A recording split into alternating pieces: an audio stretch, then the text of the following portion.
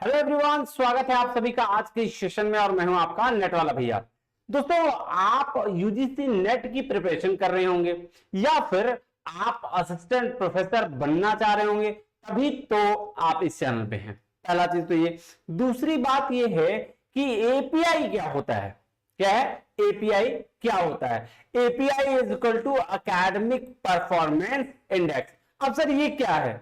What is API, है ना? या एकेडमिक परफॉर्मेंस इंडेक्स क्या है? मैं थोड़ा पीछे की ओर चलता हूं। कहां पीछे चलते हैं सर? देखिए, आप असिस्टेंट प्रोफेसर बनना चाहते हैं, उसके लिए मिनिमम एलिजिबिलिटी क्राइटेरिया क्या है जी? सर यूजीसी नेट क्वालिफाई करना होता है ना? या सीएसआईआर नेट क्वालिफाई करना पड़ता है। और उसके साथ साथ आप और कैसे कर सकते हैं सर? जेआरएफ होगा तो भी हम एलिजिबल हो जाएंगे सर। इसके साथ साथ अगर कोई पीएचडी कर रहा है या पीएचडी कंप्लीट कर चुका है तो भी वो एलिजिबल है कि वो असिस्टेंट प्रोफेसर बन सके। अब मुझे एक बात बताइएगा, तीन इंसान है आपके सामने। एक इंसान जो सिर्फ नेट क्वालिफाई है और वो जाके असिस्टेंट प्रोफेसर का एग्जाम का क्या कर रहा है? फॉर्म भर रहा है। एक दूसरा इंसान है जो जेआरएफ है, नेट तो है ही, उसके साथ जेआरएफ भी है और वो भी फॉर्म भर रहा है। और एक तीसरा इंसान है जिसका नेट भी है, जेआरएफ भी है और उसके साथ साथ उसने पीएचडी भी कर रखी है। तो बताइए पहले सिलेक्शन किसका होगा?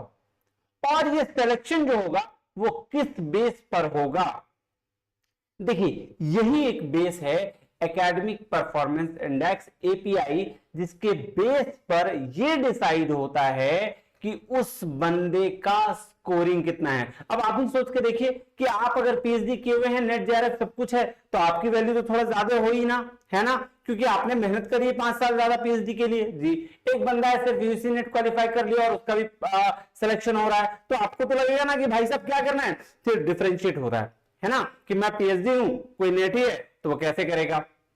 ठीक है, इसी के लिए academic performance index API score जो है वो कैलकुलेट करा जाता है। सर कैलकुलेट किस बेस पर करा जाता है? कैसे हम जानेंगे कि किस यूनिवर्सिटी में कितने कितने किस चीज के लिए मार्क्स दिए गए? अब देखो, इसका एक अलग रूल है। इसका क्या रूल है? हर यूनिवर्सिटी अपने लेवल पे अलग अलग मार्क्स कैलकुलेट करती है। मैं आपको 2-4 यूनिवर्सिटीज के पहले दिखाऊंगा, फिर उसको समझाऊंगा कि कैसे कैसे कौन कौन सी यूनिवर्सिटीज कैसे इसको कैलकुलेट करती हैं। मैं शुरू करता हूं पहले यूजीसी के रेगुलेशन से। कैसे शुरू कर रहा हूं? यूजीसी का रेगुलेशन जो 2018 वाला है ना, जो 2022 में आया है, उसका रेगुलेशन से रिलेटेड मैं आपको कुछ चीजें दिखाता हूं।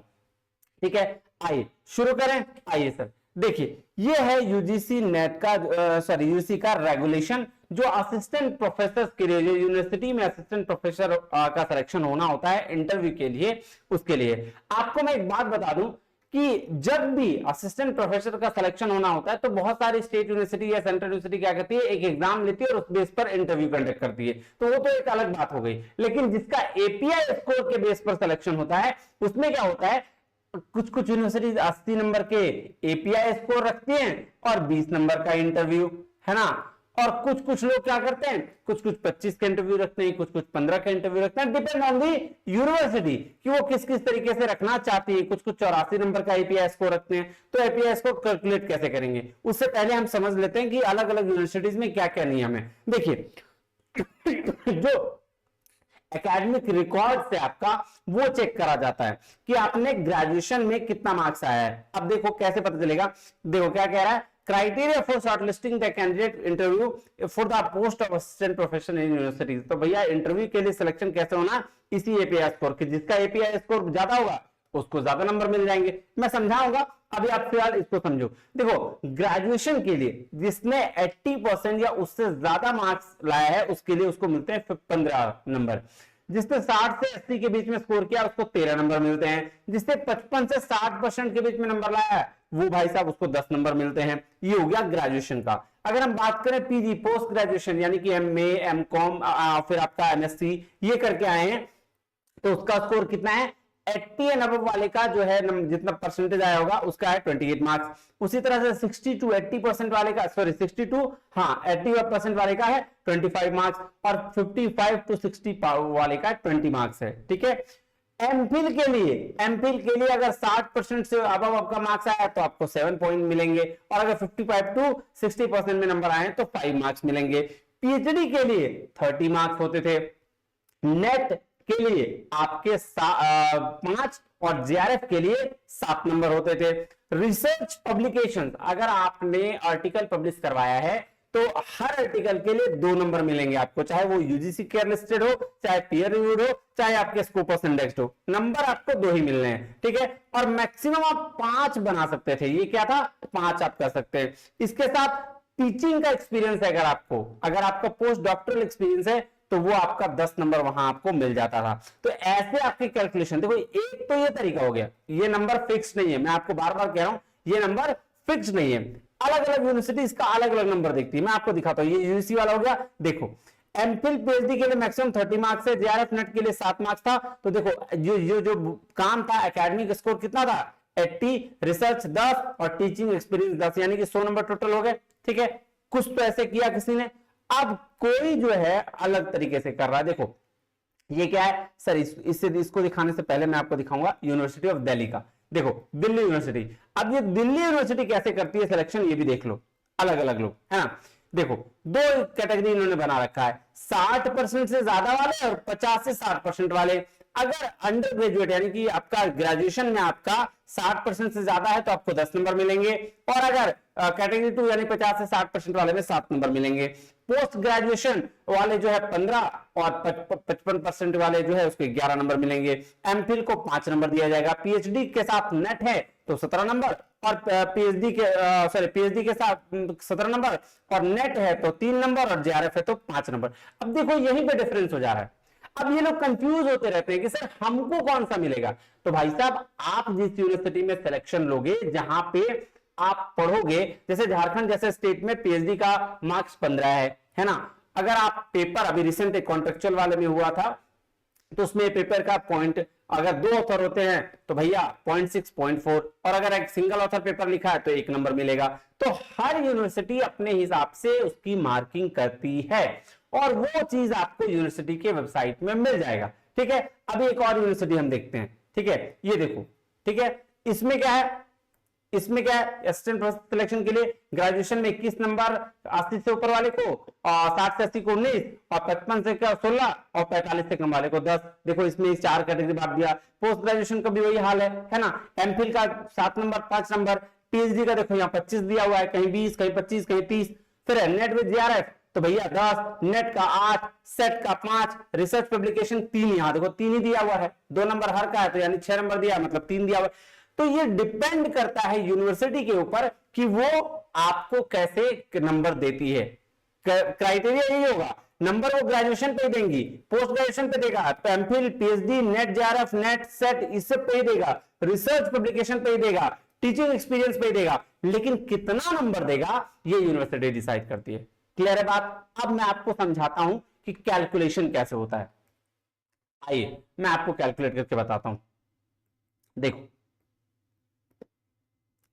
एक बंदा ए है, एक बंदा बी है, एक बंदा सी है, ठीक है।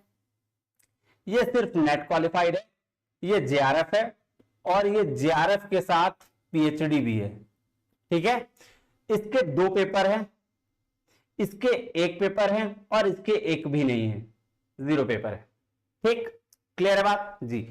ये ग्रेजुएशन में, देखो ग्रेजुएशन की बात कर रहा हूं, सबसे पहले ग्रेजुएशन था तो ग्रेजुएशन में इसको ये 60 से 80% के बीच में मार्क्स में लाया था। मान लो कोई एक यूनिवर्सिटी है जो ये मानती है, मैं एक को मान के चल रहा हूं, ठीक है, आप इसको यूजीसी वाले को ही मान लेता हूं मैं, है ना। 1 मिनट, मैं यूजीसी वाले को मान लेता हूं, इसको मान के चलता हूं मैं, ठीक है, कि ग्रेजुएशन में अगर 60 से 80% लाया तो कितना नंबर मिलेगा इसको, 13 नंबर मिलेगा, ठीक है। बात समझ में आ गई जी सर। अगर नेट पे का 13, ठीक है, पेपर है नहीं तो और फिर मास्टर्स में कितना यानी पीजी में कितना है भाई साहब, ये भी देख लो, पीजी में कितना लाया, ये भी 60 से 80 के बीच में यानी कि 25 नंबर आया, ठीक है। तो 13 और 25 ये हो गया। फिर पीजी के बाद नेट का मार्क्स देख लो, यहां नेट का मार्क्स कितना है, ये देखो नेट का 5 नंबर है, लिख दो 5 नंबर, ठीक है। क्लियर, इतना ही है। इसके बाद पेपर है नहीं तो कोई एक्सपीरियंस है नहीं तो इसके मार्क्स यही बनेंगे। कितना हो गया, 25 5 30 और 13 43, इसके मार्क्स हो गए 43। ये जेआरएफ है, ठीक है। ये भी ग्रेजुएशन में कितना मार्क्स लाया है, मान लो ग्रेजुएशन में इसके भी 13 नंबर है, आपके मास्टर्स में 15 नंबर है, लेकिन जेआरएफ में इसको 7 नंबर मिल गया और एक पेपर भी है, एक पेपर में 2 नंबर और मिल गया। तो कितना हो जाएगा इसका, देखो 15 13 28, ठीक है, 30 और 7 1 मिनट 25 है, सॉरी ये 25 है, 25 और 13 कितना हुआ सर 38, और 2 40 और 7 43 नंबर। ठीक है, क्लियर है बात, समझ में आ गई चीजें जी। ये भी ग्रेजुएशन में 13 नंबर लाया, 25 नंबर लाया किसमें सर आपका मास्टर्स में। नेट जेआरएफ है तो जेआरएफ है तो 7 नंबर, पेपर 2 है तो 4 नंबर, और पीएचडी भी है तो पीएचडी के 30 नंबर हैं। पीएचडी के कितने नंबर है 30 नंबर है, तो जोड़ लो भैया कितना हो गया 30 और 25 कितना हो गया सर 55, 55 और 10 65, 3 68, 4 72 और 7 79, 79 मार्क्स बढ़ गए। अब मुझे बताना, अब जो सिलेक्शन क्राइटेरिया होगा पहले किसका सिलेक्शन होगा, तो एपीआई सबसे ज्यादा सी का होगा, किसका होगा सी का होगा, और इसको इंटरव्यू पैनल क्या करेगी पहले बुलाएगी, क्या करेगी पहले बुलाएगी।